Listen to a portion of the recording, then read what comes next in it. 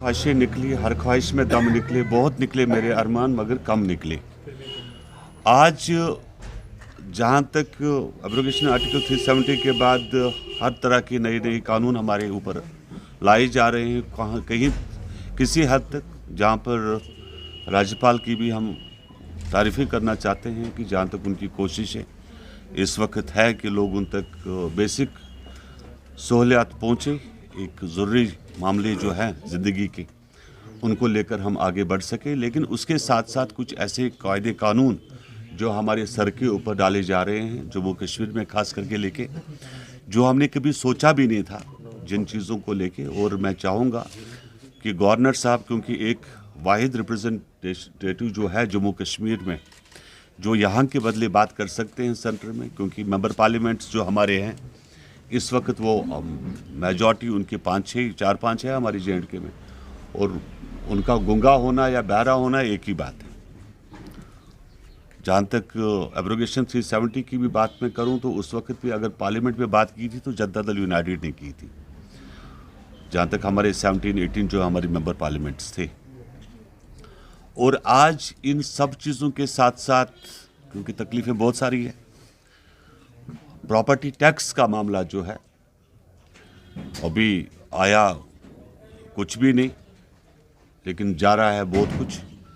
अगर आप देखें कि पिछले 1.5 साल से ऑलमोस्ट जम्मू कश्मीर बंद पड़ा हुआ है, इकोनॉमी हमारी ख़त्म है और बिज़नेस कम्युनिटी बहुत बड़ी मुसीबत में है, उससे बाहर निकलना बहुत बड़ी तकलीफ़ है। लेकिन कुछ चीज़ें हैं जो गवर्नर साहब के नोटिस में भी हम लाना चाहते हैं कि ये सब कायदे कानून जम्मू कश्मीर की तरक्की, डेवलपमेंट और सब चीज़ों के लिए ठीक नहीं है। यहाँ पे जब आर्टिकल 370 नहीं था तो हमारे यहाँ स्टेट सब्जेक्ट होल्डर थे और प्रॉपर्टियाँ थी लोगों के पास। तो इस प्रॉपर्टी को तब आप मान सकते हो कि टैक्स दे जब ये लोग कुछ कमा रहे हो। जब कुछ कमा ही नहीं रहे हैं तो प्रॉपर्टी टैक्स किस चीज़ का, किस बात का। मेरी राज्यपाल जी से यही गुजारिश है कि ये प्रॉपर्टी टैक्स वाला सिस्टम को ख़त्म किया जाए।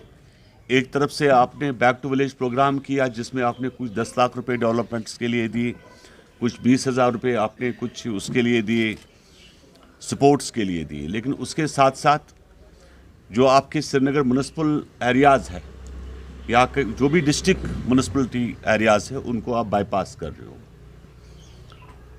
और ऑफिसरों की गुंडागर्दी इतनी है, जो मैंने पहले भी कहा, ब्यूरोक्रेसी की इतनी दादागिरी है कि वो कहीं ना कहीं आवाम के सामने अपने आप को खुदा समझ बैठी है।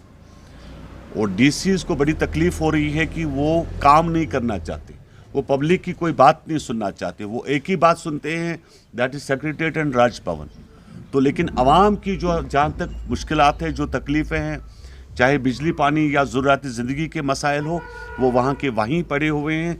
और उसमें जो आपकी ब्यूरोक्रेसी है वो टस से मस नहीं हो रही है। जो हमने पहले भी कहा, ब्यूरोक्रेसी को रिशफल करना भी काफ़ी ज़रूरी है इन हालातों में। और ये सब चीज़ें लेकर आप जम्मू कश्मीर में नहीं चल सकते। ये दिल्ली नहीं है, ये राजधानी देश की, जिस इंसर्जेंसी के बीच में हम लोग जी रहे हैं।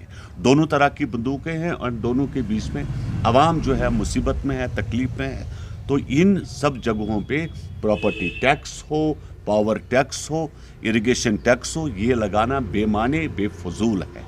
अगर कोई भी तकलीफ़ है, मैं कहना चाहता हूँ, दावत देना चाहता हूँ ब्यूरोक्रेसी के उन टॉप लोगों को कि वो यहाँ पे आवाम के साथ रह के दिखाए। अभी आप लोगों ने बैक टू विलेज प्रोग्राम किया, आपने गाँव में लेक्चरर्स को लगा दिया, लेक्चरर्स की ड्यूटी लगाई।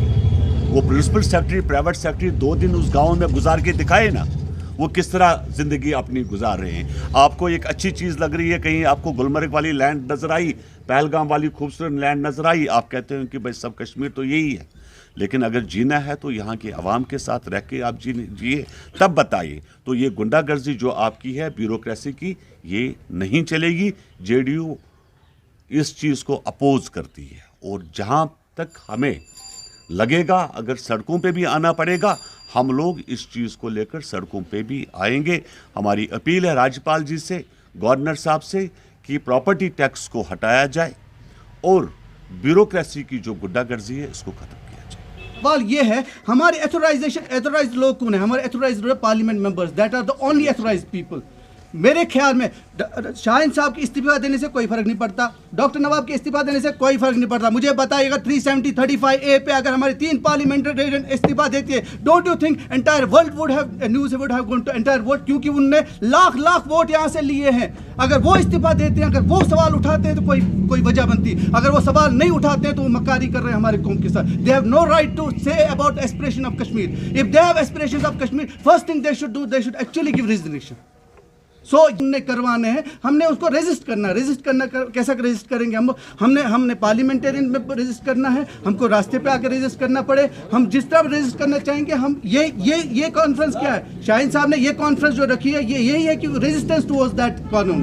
हम जितना रेजिस्टेंस कर सकते हैं, जितना सही बता सकते हैं, हाँ जी ये गलत है, उसको रेजिस्ट करने की कोशिश है। ये प्रेस कॉन्फ्रेंस भी वही कोशिश।